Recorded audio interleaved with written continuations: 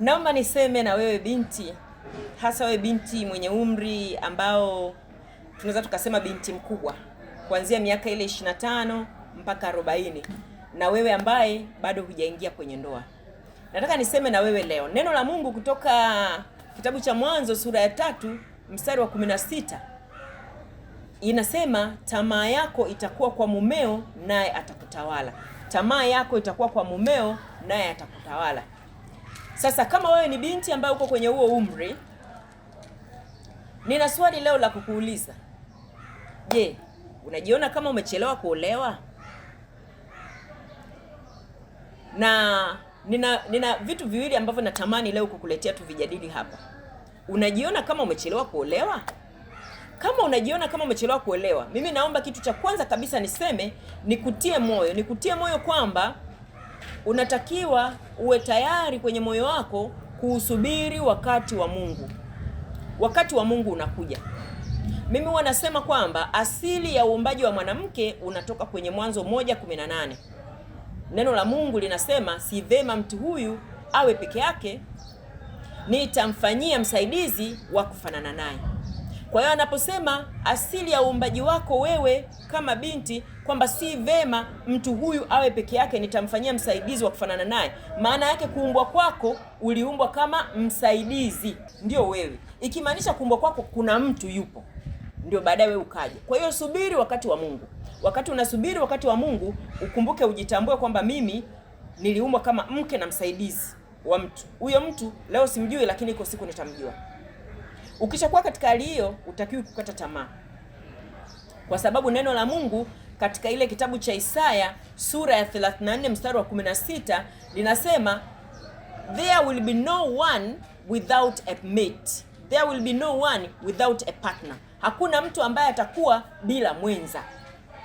Kwa hiyo utiwe moyo kwamba uliumbwa kama mke na msaidizi. Kwa hiyo wakati wa Mungu utafika. Huwa nakumbuka mara zote, kuna dada alifunga ndoa yake kanisani akiwa na miaka 60. Alikuwa amepata neema, amepata mume ambaye alikuwa ni mjane, mke wake ameshafariki. Mwanaume alikuwa na miaka kama 73 na yeye ana miaka 60, wakafunga ndoa, na ndugu zake yule dada walimfanyia send off nzuri kabisa, wakamfurahia akiwa na miaka yake hiyo 60 anaolewa. Ni wazi kwamba suala la mtoto litahitaji muujiza wa Mungu ukiolewa katika umri huo. Vinginevyo, kawaida unaweza ukaenda ukaadopti mtoto, ukamlea, mkawa na mtoto na mume wako, mkamlea, mkamfurahia. Au kama yule dada alikuta mume wake ana watoto, kwa hiyo wakaendelea kuwalea hao watoto, akawafurahia wale watoto wa mume wake, akafurahia ndani ya ndoa yake. Wako wanaolewa miaka 36, wako wanaolewa miaka 37, wako wanaolewa miaka 41, miaka 45. Kwa hiyo habari ya umri isije ikakukatisha tamaa. Ujue subiri tu wakati wa Mungu, Mungu atakupa mumeo. Wakati unasubiri, usisahau kufurahia maisha yako. Neno la Mungu linasema furahini katika Bwana siku zote, tena anasema furahini. Furahia maisha yako. Wala usije ukajidanganya ukawaza eti mtu aliyeingia kwenye ndoa ndio mwenye raha sana, mpaka niingia kwenye ndoa ndio nitapata raha. Raha zipo ukiwa ndani ya ndoa na magumu yake yapo. Raha zipo kabla hujaingia kwenye ndoa na magumu yake yapo. Kwa hiyo furahia maisha yako, fanyia kazi vitu maono yako, endelea na maisha yako wakati unamngoja Mungu kwa habari ya mume wako. Kwa sababu kuolewa ni neema. Kuolewa ni jambo zuri. Mambo mazuri huwa yanakuja kwa neema ya Mungu. Kwa hiyo unatakiwa uendelee kusubiri mpaka wakati wa Mungu utakapofika. Lakini niseme kidogo kwa habari ya wewe ambaye una umri huo kati ya miaka 25 mpaka 40, na yamkini umekuwa ni mtu wa kukataa wachumba kwa sababu ambazo mimi naweza nikaziita sababu rahisi. Kwa mfano, unamkataa mume kwa sababu ya maumbile yake, kwamba mfupi mno, mrefu mno, mweusi mno, mweupe mno. Au unamkataa mwanaume kwa sababu ya za kiuchumi, hana hela, hana nyumba, hana gari. Hizo sababu ni sababu rahisi, zisiye zikakufikisha kwenye majuto.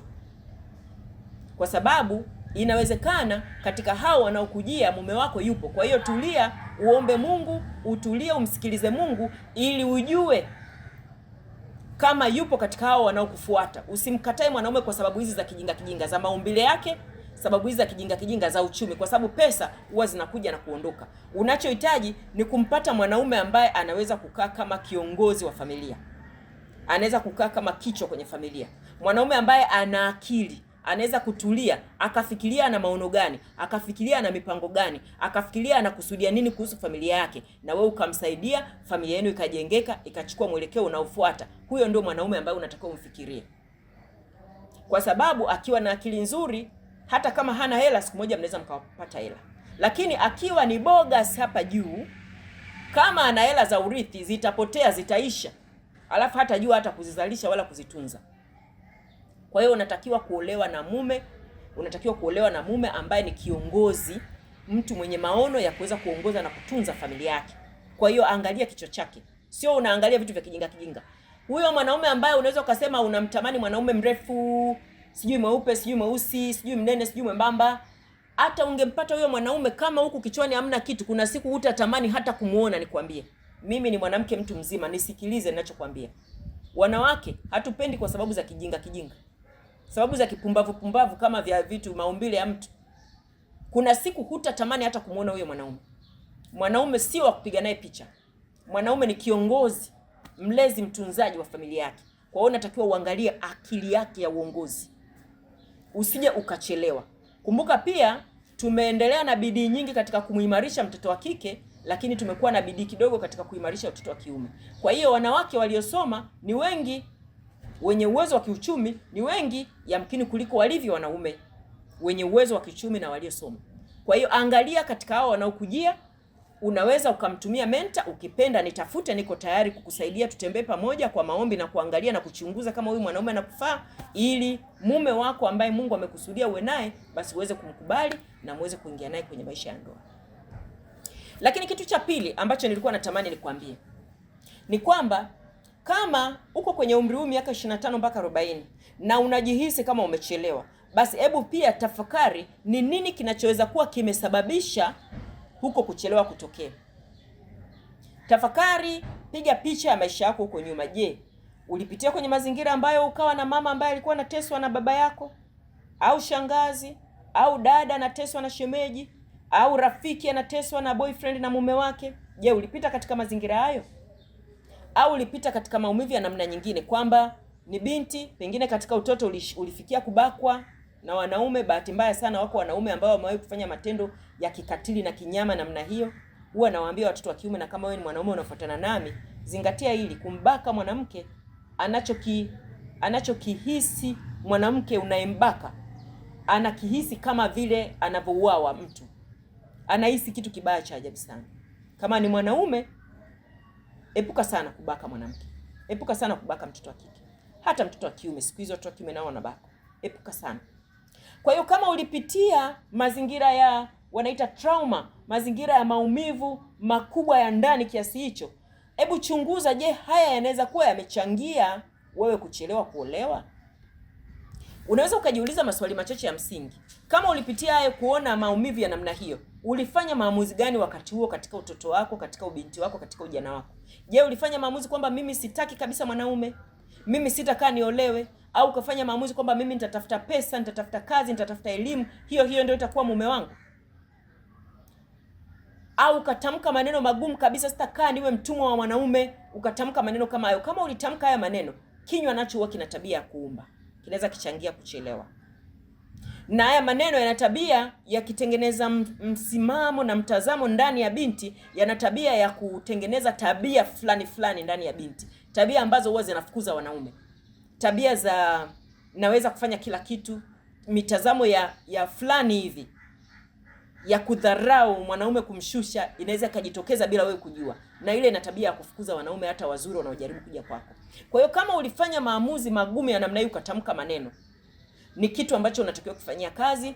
Kwanza ni kazi ya rohoni, unatakiwa kuomba Mungu. Unaweza kaona viongozi wako wa kiroho wakakusaidia kukuongoza, waeleze, nilishawahi kupitia, sasa hivi nahisi kama nachelewa kuingia kwenye maisha ya ndoa, lakini niliwahi kupitia maumivu ya hii na hii. Watakuongoza kuhusu sala, namna ya maombi ya kupitia kwenye uponyaji wa ndani, ili uweze kutoka kwenye hayo maumivu. Hatua ya kwanza. Lakini hatua muhimu sana ni wewe kusamehe. Hata kama ni baba alikuwa anamtesa mama, msamehe huyo baba. Usipomsamehe, itabaki ndani yako na itaendelea kusababisha tabia fulani ndani yako zitakazo kufanya ushindwe kuolewa au ushindwe kuishi na mwanaume. hata kama ni dada au hata kama ni rafiki alimtesa mtu, jirani, wasamee wote. Hata kama wakutesa wewe lakini wamekuumiza wewe, wasamee kwenye moyo wako. Sio lazima ukawatamkie. Unaweza kuwatamkia, unaweza kuwatamkia, lakini wasamee, waachilie. Na kitu muhimu kingine ambacho unatakiwa utembee nacho sasa ni kufanya maamuzi ya ndani kwamba mimi ninajitambua kwamba niliumbwa kama mke. Mwanzo 1:18. Si vema mtu huyo awe peke yake, nitamfanyia msaidizi wa kufanana naye. Kwamba kuumbwa kwako uliumbwa kama mke na msaidizi wa mwanaume. Kwa hiyo ukishatambua hilo, ukaweka huo mtazamo ndani, utaanza shape your behaviors. Utaanza kutengeneza tabia ndani yako, tabia za kike. Itaanza kutengeneza nguvu ya kike ambayo ni nguvu inayovuta mwanaume. Wanaume sahihi wanavutiwa na tabia za kike. Utajikuta una tabia zinajengeka ndani yako za kumjali mwanaume, kumheshimu mwanaume, kumthamini, kumsikiliza kwa makini, hata kama sio mume wako. Utajikuta tu inatokea hiyo kitu ndani, na hiyo kitu ndio inayoleta ule mvuto unaostahili. Sasa kama wewe ni binti, umri huo niliosema, miaka 25 hadi 40 au kuzidi 40, na umeshaona kwamba kweli niliamua mimi nitatafuta tu hela, nitafanya biashara, nitasoma, na hiyo elimu yangu itakuwa ndio kazi yangu, ndio itakuwa ndio mume wangu, na huyo ndio nitakayemfurahia. Lakini leo umegundua kwamba kumbe pamoja na kazi yangu, pamoja na elimu yangu, ninamhitaji mume.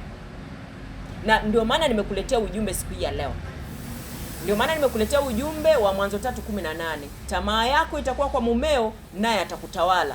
Hivyo ndivyo ulivyoumbwa. Kwa hiyo naomba, kama umeshagundua nimetafuta pesa, nimegundua hazitoshi, ninahitaji mume, hiyo ndio asili yako. Inamaanisha yale maumivu yalikuondoa kwenye hiyo asili yako. Inamaanisha hiyo sasa unarejea kwenye uasili. Siku zote utahisi huo utupu. Siku zote utakumbuka, utaweza kugundua kwamba sio pesa inaweza kufanya kila kitu. Unamhitaji mtu. Kama uliwaza kwamba mimi sitaki kabisa mwanaume, ukasema yale maneno, lakini sasa hizi unaona mbona umri unavyoenda najisikia kama natamani kuishi kama mke. Hiyo ndio asili uliyoumbiwa. Kwa hiyo ikubali hiyo, usiendelee kupambana nayo kwamba mwanaume nini bwana. Ikubali hiyo ndio asili, kwa sababu ukiikubali itajenga hizi tabia ndani zako za kusaidia. Basi kama wewe ni binti mkubwa na una umri huo, nitakuwa na masomo kadhaa, nitakuwa na yarusha kila wiki. Naweza nikawa narusha kila Jumatatu na Ijumaa. Unaweza ukayasikiliza na tuendelee kutembea pamoja ili uweze kujifunza, maana katika kujifunza mabadiliko huwa yanakuja. Na uweze kufikia ushindi, upate mume wako, ishi na mume wako kwa furaha na amani. Asante, mpaka wakati mwingine, kwa heri.